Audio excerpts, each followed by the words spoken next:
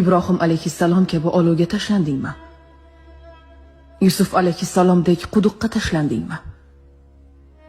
Muhammad sallallohu alayhi va sallamdek Toifdan toshbo'ron qilib quvildingmi?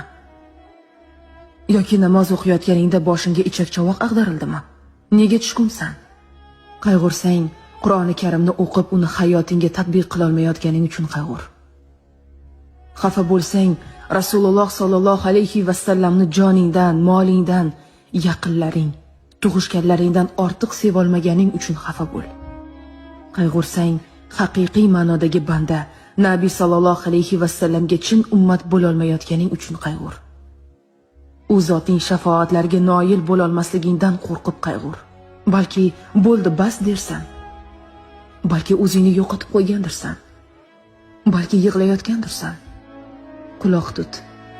Robbing senga gapiryapti.